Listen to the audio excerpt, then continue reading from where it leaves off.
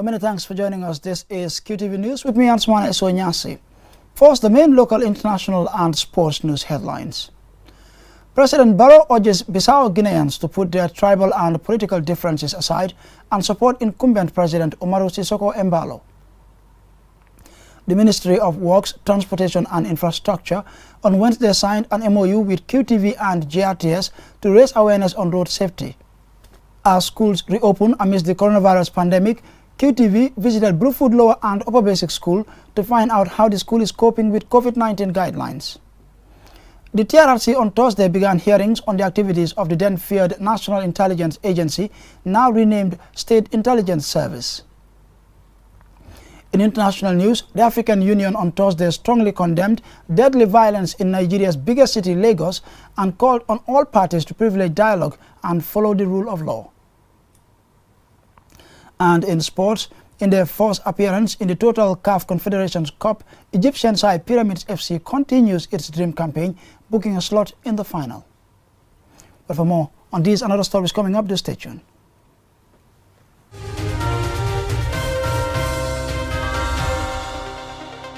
And now the local news in detail.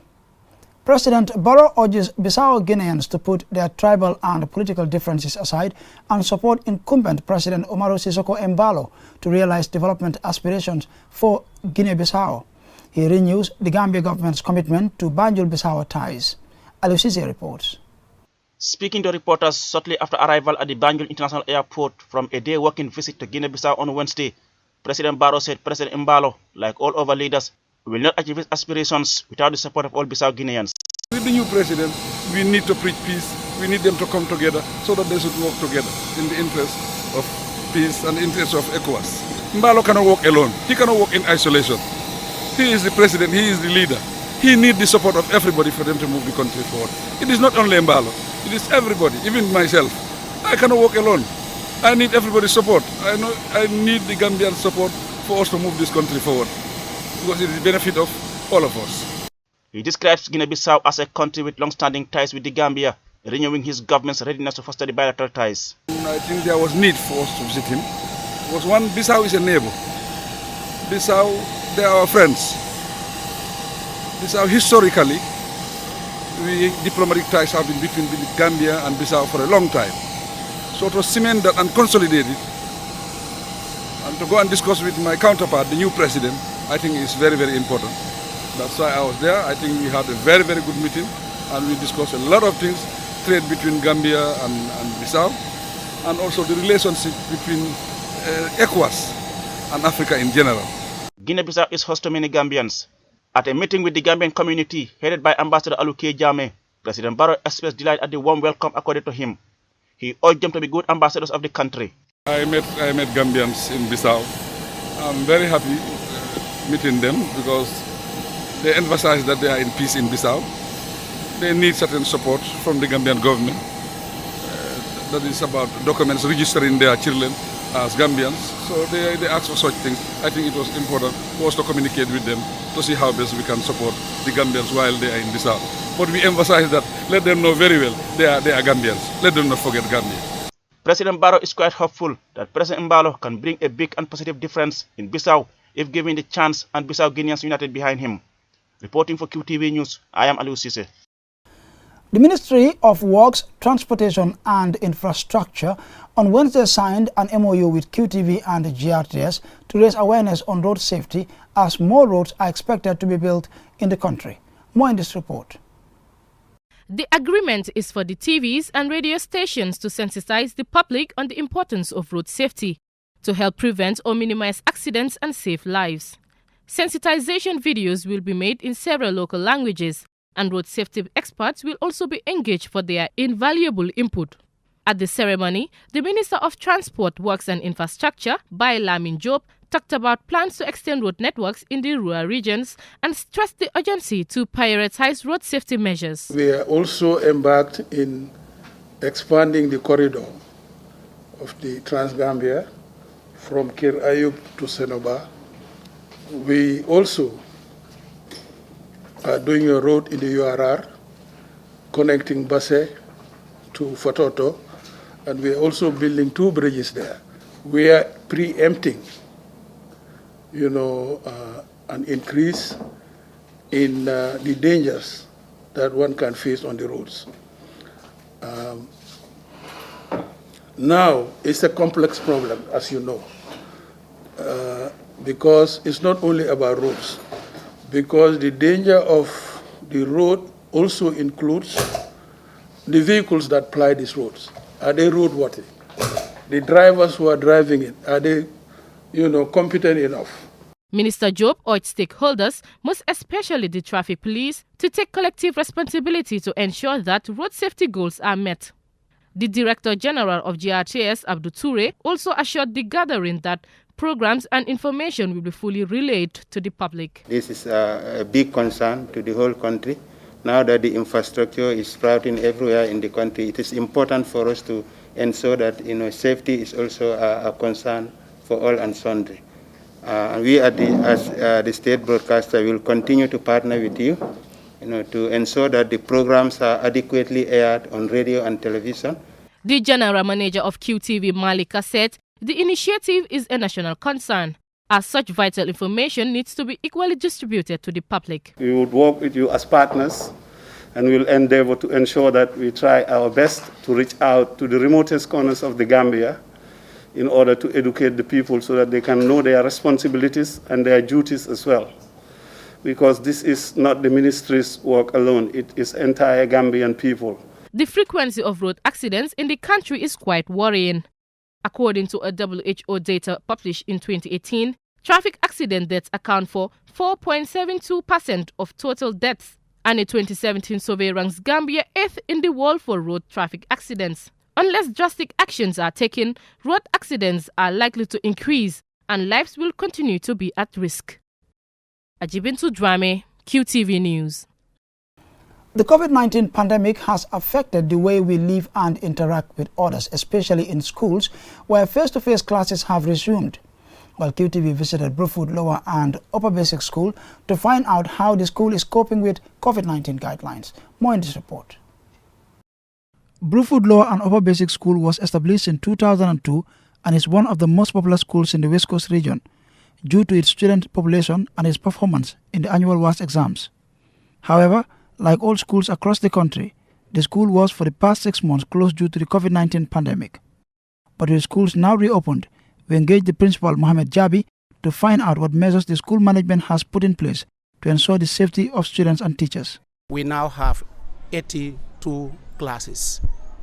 And that means currently, as we speak, we have our grade 12s and our grade 9s coming permanently in the morning. Then this week, starting this week, Monday, right down to Friday or Saturday, we'll be having the grade 7s and the grade 12, the grade 11s. So next week, we'll also be having our grade 8s and the grade 10s. This is the way we're going to alternate. As part of the measures put in place to observe COVID-19 guidelines, anyone entering the school is required to wash their hands and subjected to a temperature check. The number of students in each class has been significantly reduced to allow for physical distancing, and students are encouraged to wear face masks. However, Principal Jabi says there are still challenges and not all students have face masks. For the government, if the parents did not, let's make sure, let the government help for every child in this country to have a face mask. That should be their role now. If the parents don't do it, we cannot just be waiting and there is a reoccurrence of another wave of the pandemic again, and our hospitals are filled and our health centers are filled and we start blaming each other. Prevention is better. That's very key. Let them help to provide that. As chairperson of the Conference of Principals, Mr. Jabi called on the government to provide schools with more support. Adam Asala and Binta Bojang, head boy and head girl of Brufut Upper Basic School, also called on parents to provide their children with face masks and expressed concern that the time lost due to the COVID-19 pandemic may have an impact on the grade 12 exams. However, they are encouraging their colleagues to always observe COVID-19 guidelines. Answane Sonyasi for Qtv News. The TRRC on Thursday began hearings on the activities of the then-feared National Intelligence Agency, now renamed State Intelligence Service. The NIA is accused of committing gross human rights abuses during the former regime. As Babukasi reports, 2 witnesses appeared to narrate their ordeal. The first witness, Lamin Bojang, told the Truth Commission that he was accused of being an informant of the US-based online freedom newspaper after it was said to have been hacked. He confirmed that he was a subscriber to the controversial online newspaper. My then supervisor, just got into the internet and called my attention to sort of a broadcast on the web page of Freedom newspaper. The statement was like, I Pandirim Bai, to quote, not exactly, but the information was that I Pandirim Bai has stopped publishing Freedom newspaper and has pledged allegiance with my brother Ibu Jallo to join the APRC campaign. Below is the list of people who have been providing me information about the APRC government. He recalled that he was arrested with other people and taken to Farafenni police station before they were moved to the police headquarters in Banjul, where they were informed of the reason for their arrest. The witness said 27 of them were later taken to the NIA headquarters and locked up. He further testified that he was beaten up. They started beating me up. I felt being beaten with sticks. Stamped upon. This was by not less than half a dozen people. I couldn't do much, only to cover my face. The witness informed the commission that they were detained for 4 months and 9 days without access to a lawyer, trial or visit. Next to appear was Malanding Mbalo, acting principal of Ndaus Comprehensive Upper Basic School. Mr. Mbalo told the TRRC that in October of 1995, he was a teacher at St. Augustine's High School, and on one occasion, he had decided to use a pair of scissors to shorten the trouser lengths of some of the students. Someone claiming to be Jammeh's nephew was among the students. He was picked up by security agents and accused of not only scissoring the student's trouser, but also insulting the head of the AFPRC. According to Mbalo, he was taken to the NIA for questioning and later driven to the Brikama bush, stripped half naked, and asked to lay on the ground. When I lied on my stomach, Alpha took his boots and stepped at the back of my neck. Alpha la samata ta along ntongokang. So there are these local whips. They are made from animal skin, and he started beating me at the back. So there were a lot of lacerations and cuts on my arms and at my back, at my buttocks, at my thighs, at the back. Mbalo said after a good beating at the Brikama forest, which caused him serious lacerations, he was then taken to the police headquarters in Banjul and kept incommunicado. The witness said he was kept for 5 days without charge or access to a lawyer and later released. Babukarsi, Qtv News. From the report, we take a short commercial break, but when we return, the news continues with some more local and international news stories.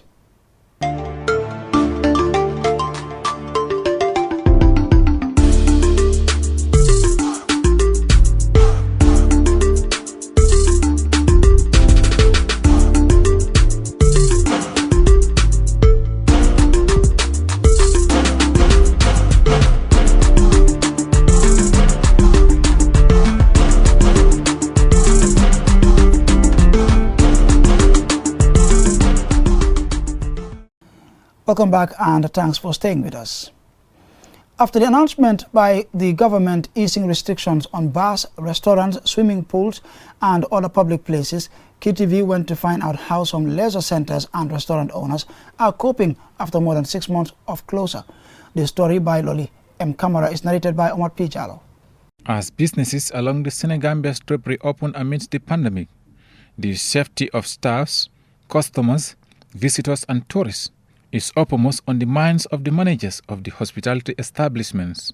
At the Qtv Recreation Center, work is in progress for reopening. According to the operations manager, Patricia Gay, Qtv will reopen under strict COVID-19 guidelines, and people using the gym are advised to come along with hand towels. So we're not going to be operating at full capacity, but we are going to be partially opened. So, for instance, somewhere like the food court, the restaurant area, the recreational area, usually we're open every day. We're now only going to be open at the weekends, which is starting from tomorrow, Friday, Saturday, Sunday. With those measures, it's going to be halved. So, for instance, the swimming pool, whereas normally loads of children and adults will be in there, we're now going to cut that down to only 20 people to be in the swimming pool at any given time. If it's busy, it will only be, it's going to be 30 minutes per person, so that everybody will be able to go in there. So we hope the customers are going to help us do that as well. The operations manager also emphasizes that strict measures are already laid down in making sure people visiting Qcity are safe. Emphasising about the social distancing, we will not be holding any big events yet. We may do in the later on, but not.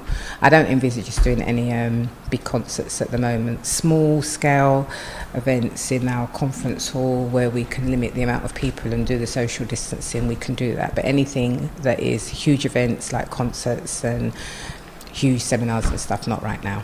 Lamin Jai, the manager of Alibaba restaurant, said he is ready to reopen and has put in place proper guidelines for the safety of staff and tourists, even though he is not expecting many tourists because of the cancellation of many tourist flights to the Gambia. We are not expecting more tourists, this season, because of this COVID-19. Understand? Because we heard that, a lot of, tour operators have been cancelled their flights to Gambia. So anyway, we are just preparing to open for business. So just to grab some. That's it. Qcity is the Gambia's first multipurpose recreation center that offers activities of children and adults of all ages. It is fully equipped with world-standard facilities and a one-stop shop for family entertainment, leisure and sports. Reporting for QTV News, I am Omar P. Jallo. The Gambia Red Cross Society on Thursday received 5 ambulances and 8 utility vehicles from the International Federation of the Red Cross and Red Crescent to enhance its operational capacity. Lamin Dabo reports. The 13 new vehicles come at a time when the country's humanitarian institution has been seriously challenged in terms of mobility, which is highly needed for its emergency operations and response to the COVID-19. The president of the Gambia Red Cross Society, Jato Silla, says the donation is highly welcomed. We thank you very much for your efforts, all volunteers, and we hope nobody will discourage you of what you are doing. You are doing it, God will pay you. You are doing it for humanity. You are doing it for your society. You are doing it for your country. The head of the G+ Emergency Response Services under the Gambia Red Cross Society, Alvina Brahausa, explains that her unit is committed to helping the Gambia fulfill its emergency needs. G+ Emergency Response Services call center has been working closely with the Ministry of Health to ensure safe delivery of all cases to appropriate facilities. We have transferred suspected and confirmed cases from their home to quarantine centers and treatment centers as well, with an aim to continuously deliver quality services to all patients. Capacity building to our team through case management training and infection prevention and control was done and is done on a continuous basis. All our patients receive excellent medical care regardless of age, race, ethnicity, or religious beliefs. Alassane Senghor, the Secretary General of the Gambia Red Cross Society, praises his institution's governing board, which he describes as the motivational tool behind the institution's management, thereby resulting in high levels of commitment and dedication. The recognition of our response capacity in terms of efficiency, effectiveness, and the services that we have delivered triggered the International Federation of the Red Cross to give us this support to ensure that we are able to reach all communities in the country. But at the same time, the 5 ambulances which are fully equipped to life support, basic life support standards, will be able to help us in addition to the 2 that we had, one of which is advanced life support. And we are also expecting 2 more to be procured by the European Union. The Red Cross is more than prepared, and we want to sustain the activities that we are doing. We've done it, and we've done it successfully, but we want to sustain it, not to relent. And we're urging all Gambians to continue to support. They have really been very supportive, Gambians in the diaspora and Gambians locally, and also the government. In attendance were Lamin Dabo, the Vice President of GRCS, Abdullah Fay, the Program Manager, Buba Dabo, the Disaster Management Coordinator, and a cross-section of staff and volunteers of the Gambia Red Cross Society. For QTV News, Lamin Alai Fandindabo. The University of the Gambia students go to the ballot on Thursday to elect the leaders of the Students' Union. QTV's Mohamed Lamin Choi has been covering the election, and this is his report. The students are finally heading to the polls after a long delay of the elections due to the coronavirus restrictions in schools and universities. Today they are out to cast their ballot for a new Students' Union executive, which will determine student representation in the affairs of the university. The voting comes after an electoral process which included nominations, campaigns and conventions, during which the candidates of two parties, Team Alliance and Solutionists, had the chance to sell their manifestos to the students. Among the contested positions are that of the presidency and vice presidency. Well, obviously ensuring that the right people are in the office, because every other thing that we are going to be clamoring for, be it the grades, be it the tuition fees, every other issue that we were talking about, the class sizes, the courses, the lecturers, would all be dependent on the people that we are going to finally elect into office. Then definitely we need people who are going to be there for us when we need them. It is very, very crucial and sacrosanct to vote in this particular type of political engagement, because if you look at the students' union, they are the people that represent us both at the Senate level and other important level, where matters pertaining to students are discussed and matters crucial to national development are also discussed. So basically it is voting for our own selves. The University of the Gambia's major decision-making bodies comprise the Senate and the Governing Council, where decisions on academics and governance are decided. At the Governing Council, students are represented by the SU President, while at the Senate, the Vice President. It's a chain work. The President, the Vice President, and so on, these are people who will represent the students at Senate, for instance. And Senate is the highest academic body. See, that's where decisions that relate to academic matters are addressed.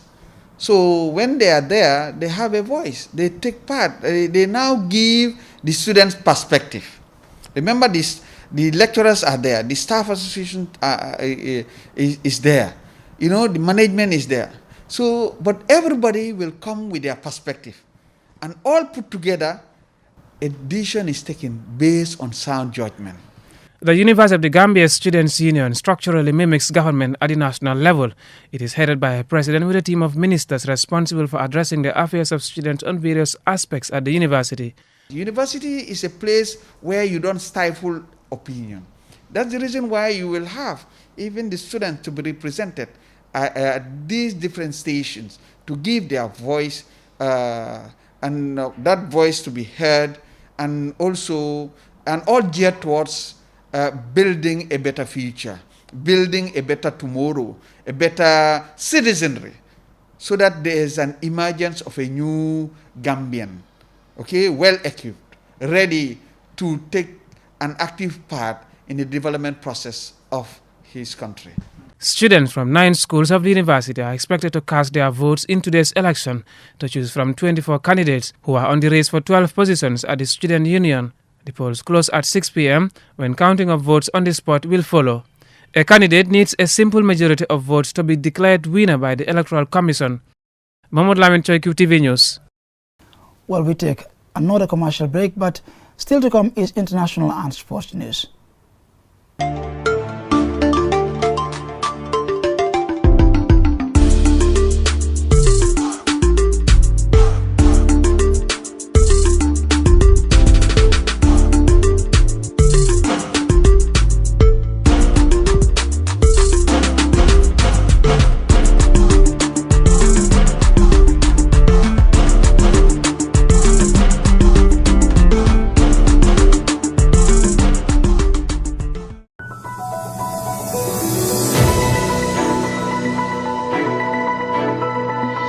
Welcome back. Over now to international news. The African Union on Thursday strongly condemned deadly violence in Nigeria's biggest city, Lagos, and called on all parties to dialogue and follow the rule of law. More in this report. Nigerians began demonstrating in early October, calling for the ban of a notorious police unit, the Special Anti-Robbery Squad, that has been long accused of violent harassment. The protest erupted after a video showed a SARS officer allegedly shooting a man in Delta State before driving off. The squad has been disbanded, but that has not quelled the 2-week-long nationwide protests, which turned deadly on Tuesday as security forces allegedly fired live rounds on demonstrators. Overall, 56 people have died across the country since demonstrations began on October 8. Several states are now under curfew. African Union Commission Chairman Musa Faki Mahamat strongly condemns the violence that erupted on 20th October 2020 during protests in Lagos. The protest resulted in multiple deaths and several injuries, his office said in a statement. The AU also appeals to all political and social actors to reject the use of violence and respect human rights and the rule of law. Amnesty International and other rights groups have documented the unit's alleged abuse of civilians, including extortion, rape, and extrajudicial killings. Many Nigerians complained that SARS frequently extorted young people who appear to have disposable income. The protests, organized under the hashtag #EndSARS, spread across the country of 206 million and have received support from the Nigerian diaspora communities in the US and Europe. The wave of protests is the biggest display of people power in years in Nigeria, as young people demand more sweeping changes. Protest groups have raised more than $250,000, setting up helplines for protesters in trouble, covering medical aid and providing private security. Despite the curfews, protesters are still seen gathered in streets. The president of Nigeria, Buhari, called on Nigerians to be patient as police reforms gather pace, but did not mention the alleged killing of protesters. Ajibintu Drame, QTV News.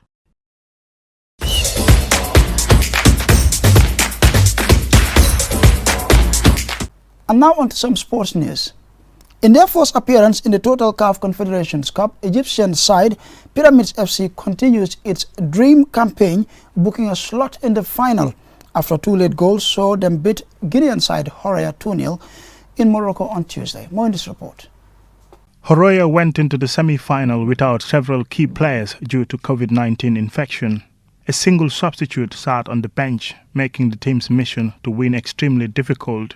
The team played with resilience, but in the end, they were overpowered by a team that is on a roll. Substitute Ibrahim Hassan and skipper Abdoulaye Al Said scored 1 minute apart as the Egyptians finally broke them down to book a final slot against Moroccan side RS Berkane on Sunday.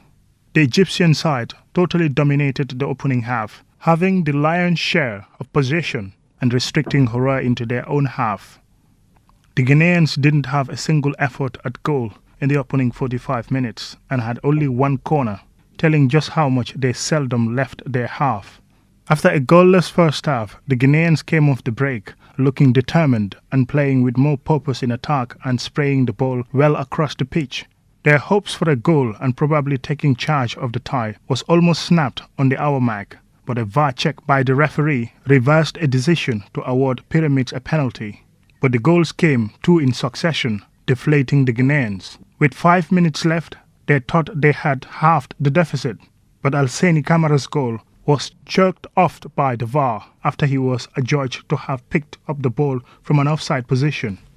There was no way back as Pyramids jealously guarded their lead to ensure they continue writing history in the competition, going all the way to the finale in their first ever time of asking. Mamudu Gajaka, QTV News. And before we end this bulletin of the news, here's a recap from main headlines. President Barrow urges Bissau Guineans to put their tribal and political differences aside and support incumbent President Umaru Sissoco Embalo.